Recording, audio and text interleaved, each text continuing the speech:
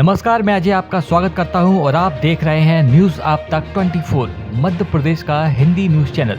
चलिए देखते हैं मध्य प्रदेश की 25 मुख्य खबरों को, लेकिन उससे पहले कमेंट करके हमें बताइए कि आप न्यूज़ किस जिले से देख रहे हैं। साथ ही वीडियो को लाइक, शेयर और चैनल को सब्सक्राइब करना ना भूलें। हमारे फेसबुक पेज को भी फॉलो करना ना भूलें, जिसका लिंक डिस्क्रिप्शन बॉक्स में दिया गया है।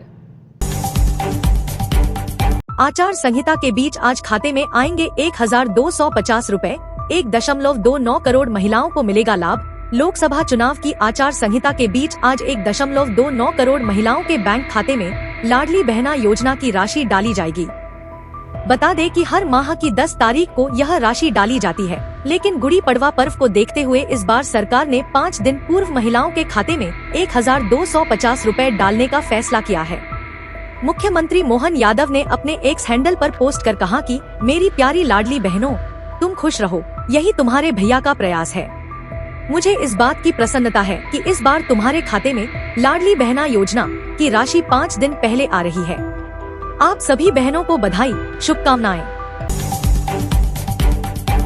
सीए फाउंडेशन व इंटरमीडिएट की परीक्षा के पैटर्न में हुआ बदलाव।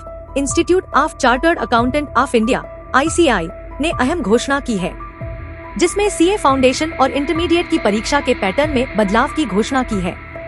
नई गाइडलाइन के मुताबिक फाउंडेशन और इंटर की परीक्षाएं अब साल में 3 बार आयोजित की जाएंगी। अब तक ICAI सीए इंटर और फाउंडेशन परीक्षा साल में 2 बार आयोजित करता था, लेकिन अब इसमें बड़ा बदलाव करते हुए इसे 3 साल कर दिया गया है, जिससे सीए चार्टर्ड अकाउंटेंट की तैयारी कर रहे विद्यार्थियों के लिए बड़ी राहत होगी। काम की खबर। विशेष दुकान से शिक्षण सामग्री खरीदने के लिए बाध्य करें तो 9407083130 नंबर पर कर सकते हैं शिकायत। जबलपुर में नए शिक्षण सत्र के लिए अभिभावकों को किसी विशेष दुकान से शिक्षण सामग्री क्रय करने के लिए बाध्य नहीं किए जाने को लेकर प्रशासन की ओर से पूर्व में ही आदेश दिया गया था, लेकिन अधिकतर प्रतिष्ठित स्कूलों ने प्रशासन की चेतावनी को नजरअंदाज किया था। अब कार्रवाई हो रही है। स्कूलों की सूची जिनके विरुद्ध शिकायत प्राप्त होने पर मध्य प्रदेश निजी विद्यालय फीस एवं अन्य विषयों का विनियमन अधिनियम 2017 के तहत प्रकरण दर्ज कर विधिक कार्रवाई प्रारंभ की गई। हाई कोर्ट में याचिका के जरिए PSC के 87-13 फॉर्मूले को चुनौती। जबलपुर में मध्य प्रदेश लोक सेवा आयोग द्वारा अपनाए जा रहे 87-13 फॉर्मूले को हाई कोर्ट में चुनौती दी गई है। प्रशासनिक न्यायाधीश शील नागू व न्यायमूर्ति अमरनाथ केसरवानी की युगल पीठ ने याचिका की सुनवाई करते हुए अनावेदकों को नोटिस जारी कर जवाब मांगा है। युगल पीठ ने MPPSC को निर्देशित किया गया है कि साल 2019 व 2020 की परीक्षाओं के लिए होल्ड किए गए 13% चयनीय दोनों वर्ग की सूची प्रस्तुत करें। मध्य प्रदेश हाईकोर्ट का आदेश।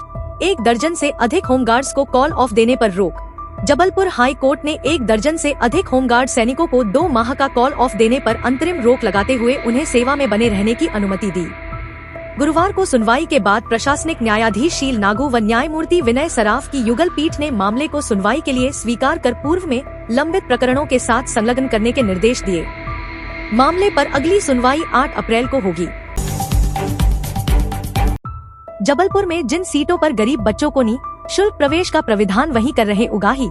कापी किताब और गणवेश में कमीशन का खेल कर रहे निजी स्कूल गरीबों से भी उगाही से बाज नहीं आ रहे हैं। मामला निजी स्कूलों में आर्थिक रूप से कमजोर वर्ग के बच्चों के लिए आरक्षित सीटों पर प्रवेश का है। शिक्षा का अधिकार अधिनियम के अंतर्गत प्रत्येक निजी स्कूल में 25% सीटें आरक्षित हैं। इन सीटों पर गरीब बच्चों को निःशुल्क प्रवेश का प्राविधान है। इन बच्चों के शुल्क की प्रतिपूर्ति सरकार की ओर से की जाती है, लेकिन दोनों हाथ से रुपए बंटारेने की लालची स्कूल प्रबंधन RT की सीटों में खेल कर रहे हैं। निःशुल्क सीटों पर प्रवेश के पात्र बच्चों के अभिभावकों से अलग अलग मद में शुल्क झटक रहे हैं। निजी स्कूलों की उगाही से घबराकर कई बच्चे पात्रता के बावजूद बेहतर शिक्षा के अवसर से वंचित हो रहे हैं।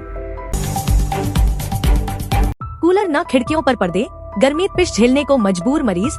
ग्वालियर में 1000 बिस्तर अस्पताल प्रबंधन मरीजों को गर्मी से बचाने के लिए ध्यान नहीं दे रहा है। मरीजों को ठंडी हवा नसीब होना तो दूर, खिड़कियों से आने वाली धूप रोकने के लिए पर्दे तक लगाने की सूझ प्रबंधन को नहीं है। अस्पताल के विभिन्न वार्डों में भर्ती मरीज गर्मी की तपिश से लड़कर इलाज कराने को मजबूर हैं। मरीज खुली खिड़कियों से अंदर घुस रही गर्म हवाओं से परेशान हैं।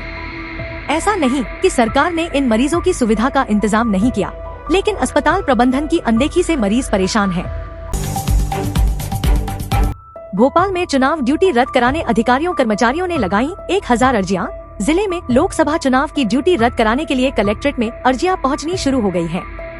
चुनाव ड्यूटी में लगाए गए अधिकारियों व कर्मचारियों ने तरह तरह की समस्याओं का जिक्र करते हुए आवेदन देना शुरू कर दिया है।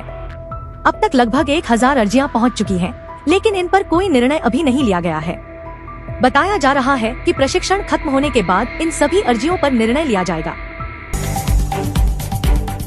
अब राष्ट्रीय स्तर की जगह स्थानीय विकास और मुद्दों पर काम चाहते हैं ग्रामीण। देपालपुर में आयोजित चुनावी चौपाल में किसानों ने चर्चा के दौरान राष्ट्रीय से अधिक स्थानीय मुद्दों को प्राथमिकता दी है। लोकसभा चुनाव को लेकर शहर और ग्रामीण क्षेत्रों में सुगबुगाहट तेज हो गई है। ग्रामीण क्षेत्रों में पेड़ों के नीचे लगने वाली चौपाल पर भी लोकसभा चुनाव का असर नजर आ रहा है। क्षेत्र में जनता को चुनाव के समय कई तरह की आशाएं और अपेक्षाएं रहती हैं। इंदौर लोकसभा क्षेत्र के देपालपुर विधानसभा क्षेत्र में भी चुनावी मुद्दों को लेकर चर्चाएं शुरू हो गई है। इसमें ग्रामीणों के लिए राष्ट्रीय स्तर के विकास, जीडीपी, विदेशी निवेश की जगह विधानसभा क्षेत्र के छोटे मुद्दों को हल करने और विकास की अपेक्षाएं अधिक हैं। भोपाल में आज से नई कलेक्टर गाइडलाइन की दरों पर होंगी रजिस्ट्रियां। जिले में 1443 स्थानों पर बढ़ाई दरें। जिले में गुरुवार से वित्तीय वर्ष 2024 से 25 की नई कलेक्टर गाइडलाइन की दरों पर संपत्तियों की रजिस्ट्री की जाएगी। ऐसे में अब खरीदारों को पहले से अधिक शुल्क चुकाना होगा। दरअसल पहले आदर्श आचार संहिता लागू होने की वजह से दरों में बढ़ोतरी पर रोक लगा दी गई थी, लेकिन पंजीयन विभाग को चुनाव आयोग से मंजूरी मिलने के बाद नई दरें बुधवार से लागू कर दी गई। पहले दिन संपदा पोर्टल में इसे अपलोड करने का काम जारी रहा। इसके चलते राजधानी के तीनों पंजीयन कार्यालयों में एक भी रजिस्ट्री नहीं हो सकी।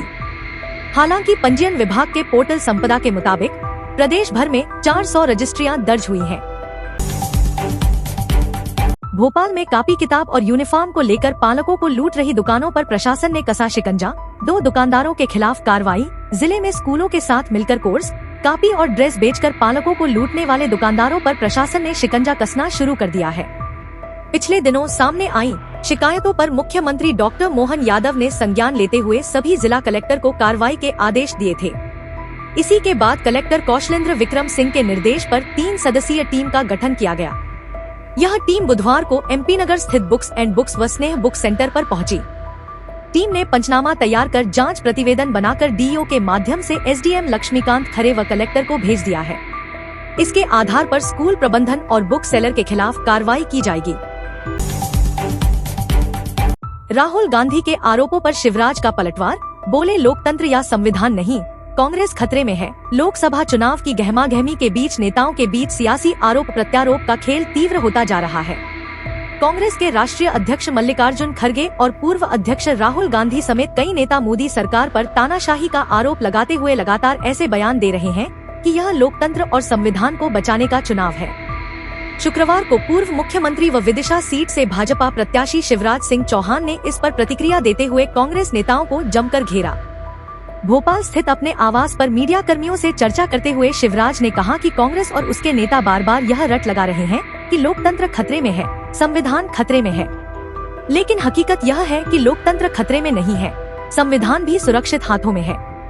वास्तव में खतरे में अगर कोई है तो वह कांग्रेस है। कांग्रेस गर्त में जा रही है।